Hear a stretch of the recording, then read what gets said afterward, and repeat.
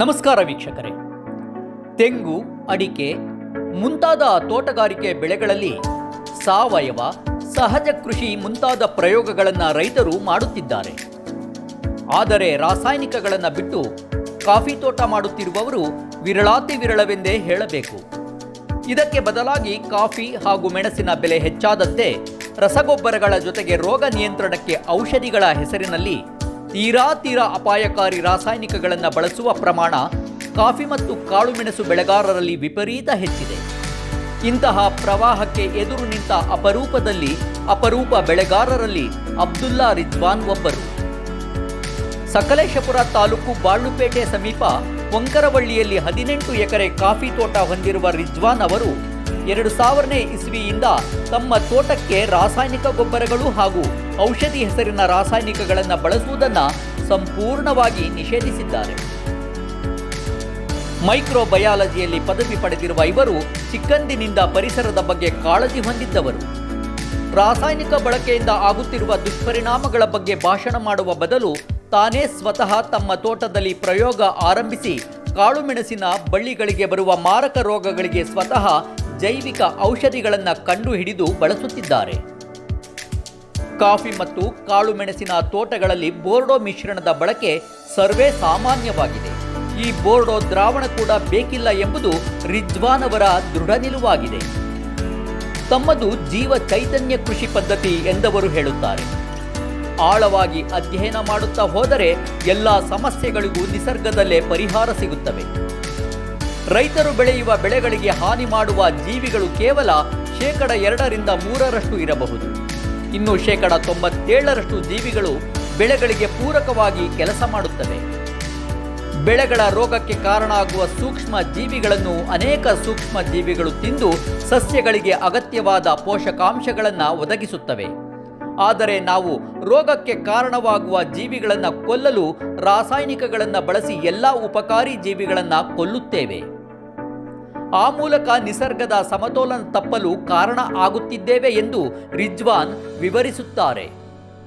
ಜೇಡರ ಹುಳುಗಳ ಉದಾಹರಣೆಯನ್ನೇ ನೀಡುವುದಾದರೆ ಅವು ಬಲೆ ಹೆಣೆದು ಅನೇಕ ಕ್ರಿಮಿಕೀಟಗಳನ್ನು ತಿನ್ನುತ್ತವೆ. ನಾವು ಜೇಡಗಳನ್ನು ಕೊಂದರೆ ಕ್ರಿಮಿಕೀಟಗಳ ಸಂಖ್ಯೆ ಹೆಚ್ಚಾಗುತ್ತದೆ ಎನ್ನುತ್ತಾರೆ ಅವರು. ರೈತರಾಗಲಿ, ಉದ್ದಿಮೆದಾರರಾಗಲಿ ಅಥವಾ ಬೇರೆ ಯಾವುದೇ ವೃತ್ತಿ ಮಾಡುವವರಾಗಲಿ ಪರಿಸರಕ್ಕೆ ಹಾನಿ ಮಾಡದೆ ಉದ್ಯೋಗ ಮಾಡುವುದು ಎಲ್ಲರ ಬದುಕಿನ ಮುಖ್ಯ ಧ್ಯೇಯ ಆಗಬೇಕು.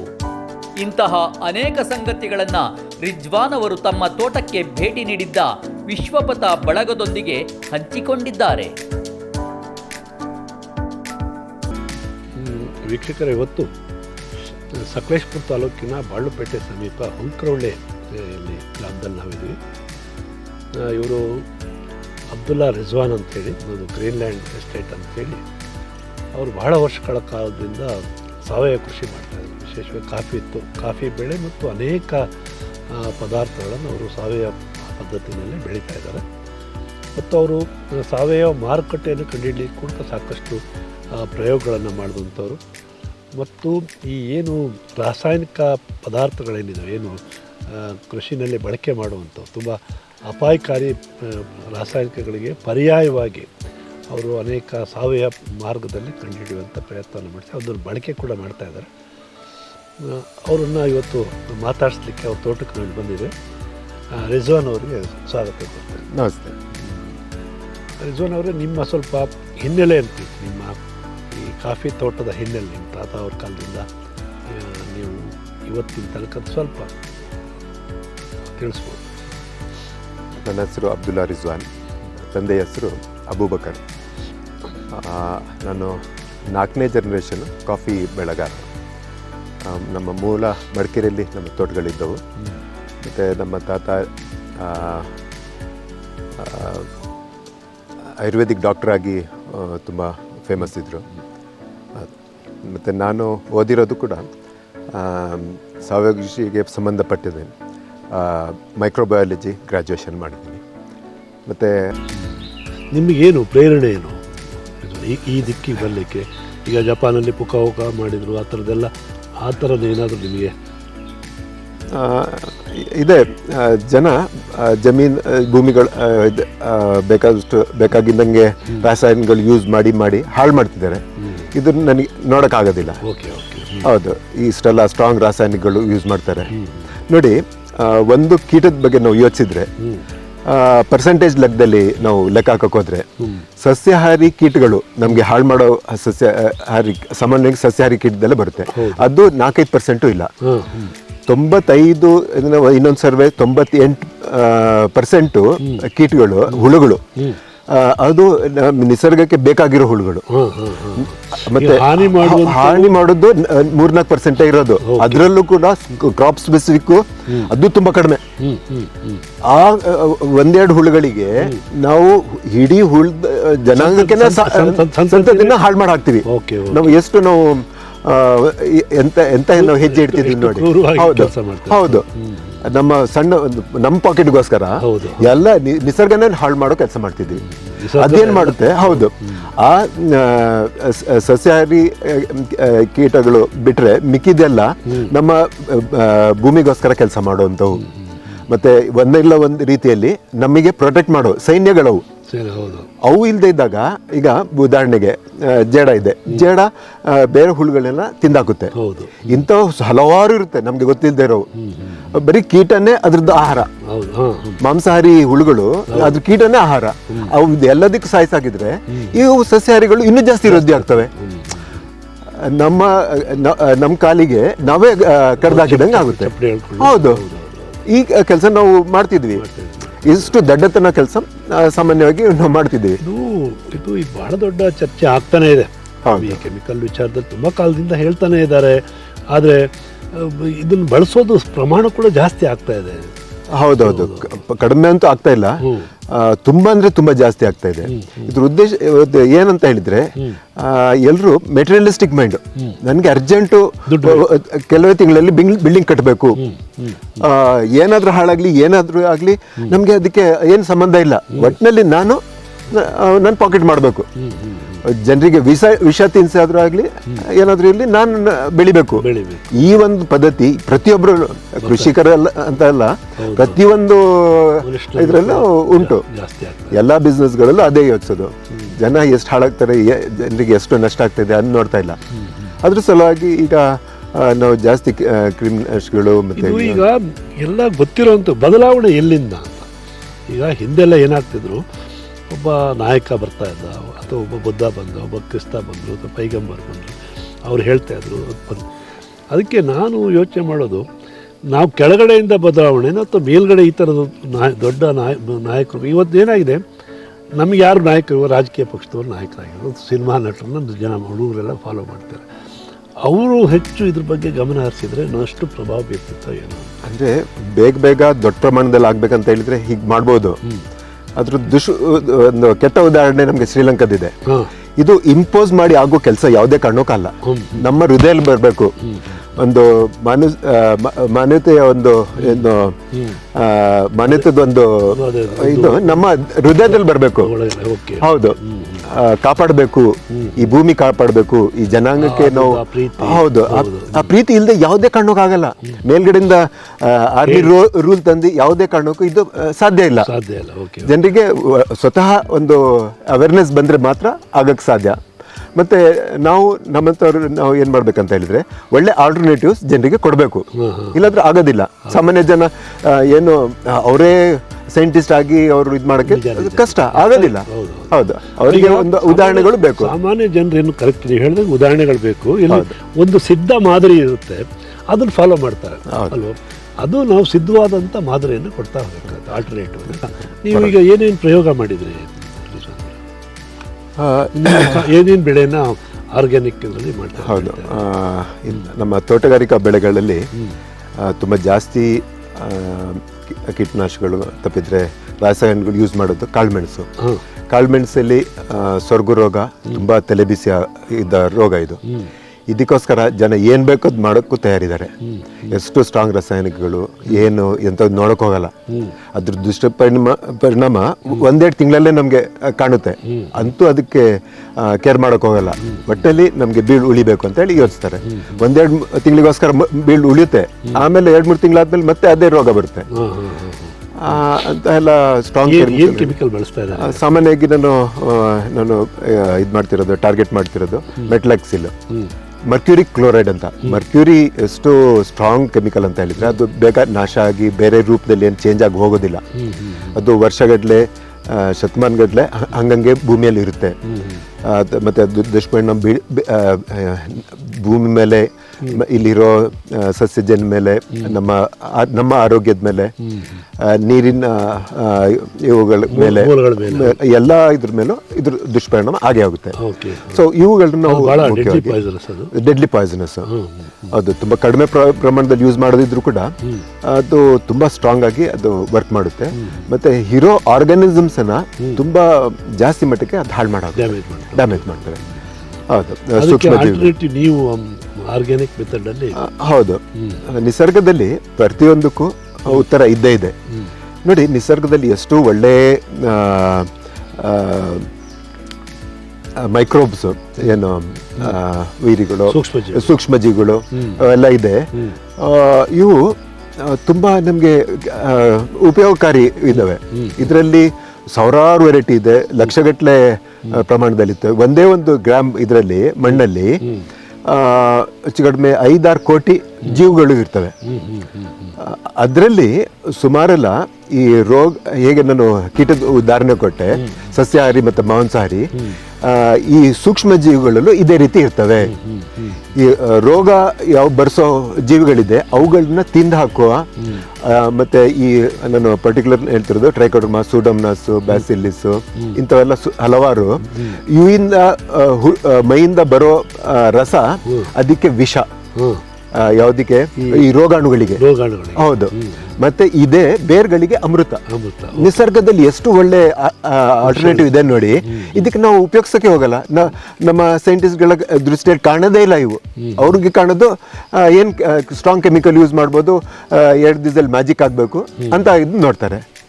ಬಟ್ ನಿಸರ್ಗದಲ್ಲಿ ಇಷ್ಟೆಲ್ಲ ಒಳ್ಳೆ ಇಟ್ಕೊಂಡು ನಾವು ಯಾಕೆ ಬಳಸಬಾರ್ದು ಅಂತ ನನಗೆ ಪ್ರಶ್ನೆ ಬಂತು. ಅದಕ್ಕೆ ನಾನು ಏನು ಮಾಡಿದೆ, ಇದು ಆಲ್ಟರ್ನೇಟಿವ್ ಆಗಿ ಏನು ರೀತಿ ಕೆಲಸ ಮಾಡುತ್ತೆ ಅಂತ 16 ವರ್ಷ ನಾನು ಪ್ರಯೋಗಗಳು ಮಾಡಿದೆ. ಮತ್ತು ಒಂದು ಒಳ್ಳೆ ರಿಸಲ್ಟಿಗೆ ನಾನು ತಲುಪಿದೆ. ಕಾಳುಮೆಣಸಿಗೆ ಇರಲಿ, ಅಡಿಕೆ ಕೊಳೆ ರೋಗಕ್ಕೆ ಇರಲಿ, ಮತ್ತು ಶುಂಠಿ ರೋಗಗಳಿಗೆ ಇರಲಿ, ಇವೆಲ್ಲ ಇದಕ್ಕೆ ನಾನು ಒಳ್ಳೆ ಔಷಧಿಗಳು ಹೌದು ಮಾರ್ಕೆಟ್ ಮಾಡ್ತಾ ಇದ್ದೀನಿ. ಜನ ತಗೊಳ್ತಿದ್ದಾರೆ. ಒಂದ್ಸತಿ ತಗೊಳ್ಳೋರು ಯಾವುದೇ ಕಾರಣಕ್ಕೂ ಬಿಡೋದಿಲ್ಲ. ಹೌದು.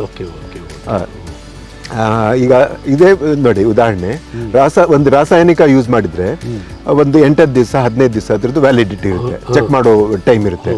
ಮತ್ತೆ ಅದ್ರ ನಂತರ ಇನ್ನೂ ಇಮ್ಯುನಿಟಿ ಹಾಳಾಗಿ ಇನ್ನೂ ರೋಗಕ್ಕೆ ತುತ್ತಾಗುತ್ತೆ. ಇದ್ರಲ್ಲಿ ಏನಾಗುತ್ತೆ, ಉಲ್ಟಾ ಇನ್ನೂ ಇಮ್ಯುನಿಟಿ ಜಾಸ್ತಿ ಬರುತ್ತೆ. ಮತ್ತೆ ರಾಸಾಯನಿಕ ಪದೇ ಪದೇ ಉಪಯೋಗಿಸೋ ಅಗತ್ಯನೇ ಇರೋದಿಲ್ಲ.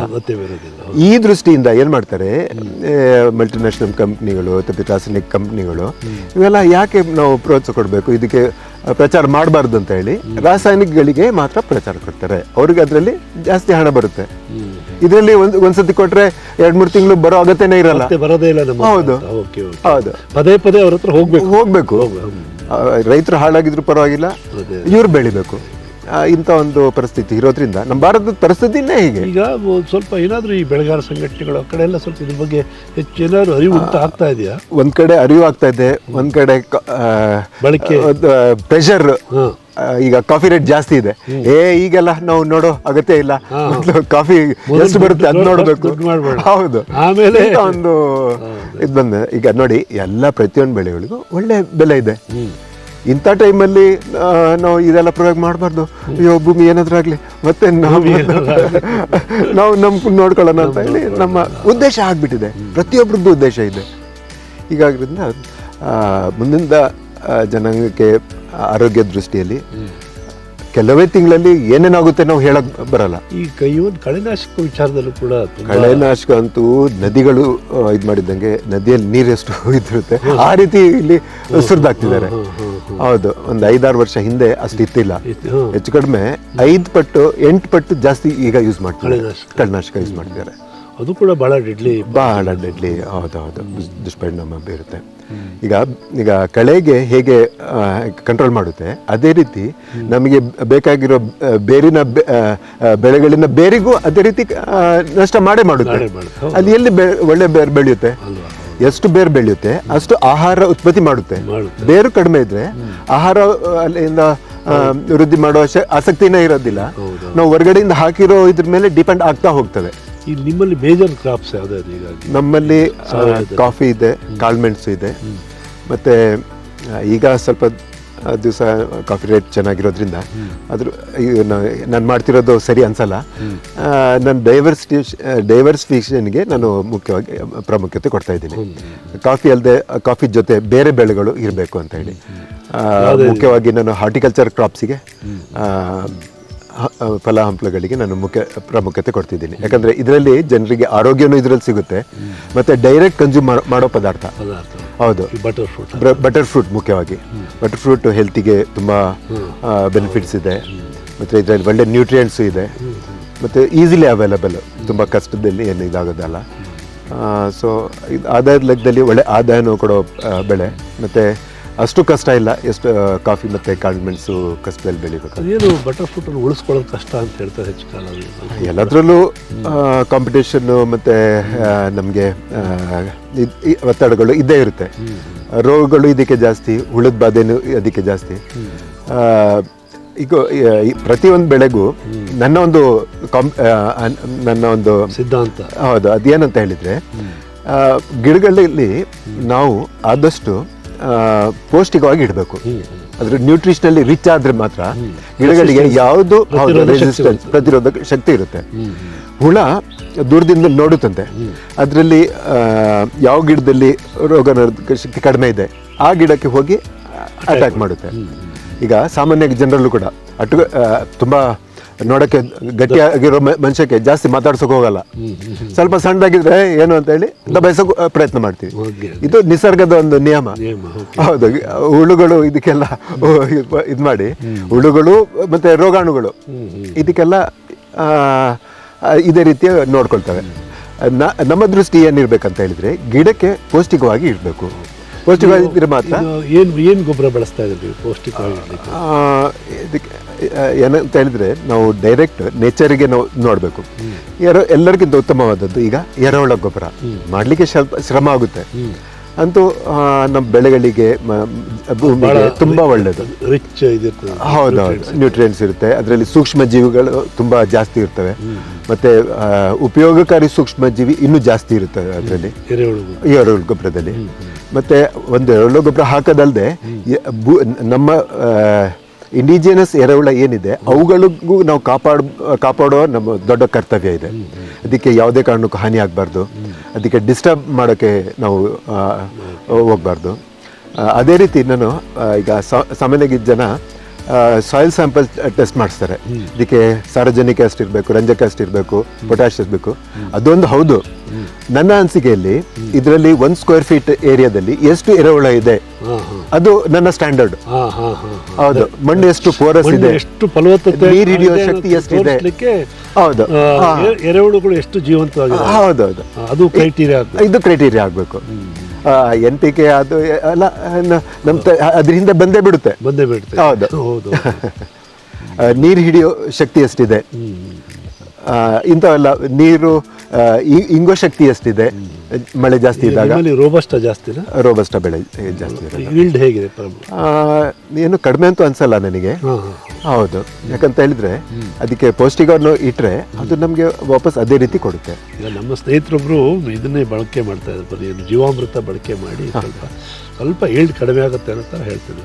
ಜೀವಾಮೃತ ಸಾಕಾಗಲ್ಲ ಅಂತ ಅನ್ಸುತ್ತೆ. ಅದು ಜೀವಾಮೃತದಲ್ಲಿ ಏನಾಗುತ್ತೆ ಅಂತ ಹೇಳಿದ್ರೆ ಒಂದು ಲೆಕ್ಕದಲ್ಲಿ ಅದರಲ್ಲಿ ಸೂಕ್ಷ್ಮ ಜೀವಿಗಳು ತುಂಬ ಚೆನ್ನಾಗಿ ಸಿಗುತ್ತೆ. ಅದಕ್ಕೆ ಪರಿಹಾರವಾಗಿ ನ್ಯೂಟ್ರಿಯೆಂಟ್ಸ್ ಸಿಗೋದಿಲ್ಲ. ಸೂಕ್ಷ್ಮಗಳು ಜಾಸ್ತಿ ಆಗುತ್ತೆ. ಹೌದಾಗುತ್ತೆ. ಬಟ್ ನ್ಯೂಟ್ರಿಯೆಂಟು ಬೇಕೇ ಬೇಕು. ಅದಕ್ಕೆ ನಾವು ಹೇಗೆ ಅಲ್ಲಿಂದ ಹೊರಗಡೆ ತೆಗಿತೀವಿ, ಅದಕ್ಕೆ ಇನ್ಪುಟ್ಸ್ ಬೇಕೇ ಬೇಕು. ಬಿದ್ದರೆ ಮ್ಯಾನೇಜ್ ಆಗಬೇಕು. ಆ ಮ್ಯಾನೇಜ್ ಆಗೋ ಒಂದು ಇದು ಇಲ್ಲದೆ ಇರೋದ್ರಿಂದ ಬ್ಯಾಲೆನ್ಸ್ ಆಗೋದು ಕಷ್ಟ ಇದು ಆಗುತ್ತೆ. ಆರ್ಗ್ಯಾನಿಕ್ ಅಂತ ಇದೆಲ್ಲ ಕೊಡೋದು ಕಾಸ್ಟ್ಲಿ ಆಗೋದಿಲ್ಲ ಸ್ವಲ್ಪ ಜನ? ಕಾಸ್ಟ್ಲಿ ಆಗುತ್ತೆ. ಅದಕ್ಕಿಂತ ಜನರು ಒಂದು ಹೆಲ್ತೇ ತುಂಬ ಕಾಸ್ಟ್ಲಿ ಅಲ್ಲ, ಅದನ್ನು ನಾವು ಯೋಚಿಸಬೇಕಾಗುತ್ತೆ. ವಿಶ್ವಪಥ ಟಿವಿಯಿಂದ ನಿಮ್ಮ ಪ್ರೀತಿಯ ಬಾಲರಾಜ್. ವಿಶ್ವಪಥ ಟಿವಿಯನ್ನು ಸಬ್ಸ್ಕ್ರೈಬ್ ಮಾಡಿ, ಶೇರ್ ಮಾಡಿ, ಲೈಕ್ ಮಾಡಲು ಮರೆಯದಿರಿ.